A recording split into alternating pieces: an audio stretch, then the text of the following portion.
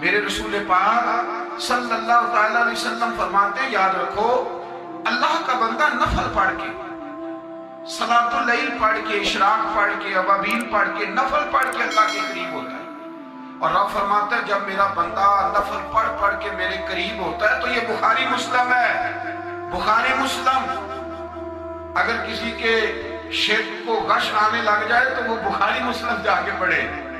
اگر کسی کو دقت ہونے لگ جائے نا پریشانی بڑی جلدی ہوتی ہے لوگوں کو بخاری مسلم ہے. حضور صلی اللہ علیہ وسلم فرماتے ہیں رب فرماتا ہے میرا بندہ جب کثرت سے نفل پڑھتا ہے تو میرے قریب ہو جاتا ہے.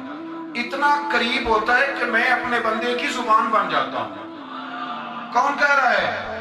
زبان کس کی بنتا ہے؟ بھائی ادھر فتویٰ دینا ادھر نہ دینا. ادھر فتویٰ دینا کہ میں اپنے بندے کی زبان بن جاتا ہوں جس سے وہ بولتا ہے. میں اپنے بندے کے کان بن جاتا ہوں جس سے وہ سنتا ہے. میں اپنے بندے کے ہاتھ بن جاتا ہوں جس سے وہ پکڑتا ہے. میں اپنے بندے کے پیر بن جاتا ہوں جس سے وہ چلتا ہے. پھر سنتا کس طرح ہے کہ مرید پاکستان میں پکارتا ہے تو غوث اعظم بغداد میں سنتے ہیں. پھر اس طرح سنتا ہے. پھر وہ بولتا کس طرح ہے کہ وہ حضرت ابراہیم خلیل اللہ کعبے کی چھت پہ چڑھ کے آواز دیتے ہیں تو اللہ روحوں تک آواز پہنچا دیتا ہے. پھر وہ پکڑتا کس طرح ہے؟ پکڑتا کس طرح ہے؟ ہاتھ کس طرح ڈالتا ہے کہ حضرت سعد بن ابی وقاص اللہ اکبر کا نعرہ لگا کے میدان میں کودتے ہیں. کافر قلعے کے اندر بند ہیں ان کی دیواروں پہ بھی زلزلہ طاری ہو جاتا ہے.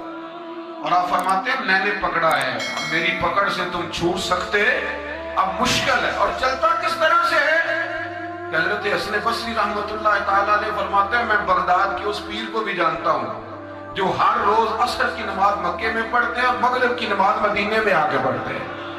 اس لیے کہ وہ قدم ان کے ہیں پر طاقت کس کی ہے؟ میں نے بخاری مسلم پیش کی. لیکن یہ ملتا کسے ہے؟ کسے ملتا ہے جو فجر کے وقت بھی کہے کہ میں کعبے پڑھ کے آیا ہوں سویا رہے, زور کے وقت بھی لیٹا ہو وہ کہتا نہیں میں نے بیت المقدس میں پڑھی ہے, اور مغرب کا وقت ہو تو کہے نہیں میں تو پڑھ آیا ہوں جا کے حرم شریف میں. او خدا کے بندے حضور نے فرمایا جو فرض کے علاوہ نفل کی کثرت کرے پھر اس کی مقام بندگی اس مقام کو پہنچ جاتی ہے کہ جو وہ کہہ دیتا ہے وہ ہو جاتا ہے. جو اس کے منہ سے نکل جاتا ہے رب ایسا کر دیتا ہے. یہ تب ہوتا ہے جب بندگی اسے نصیب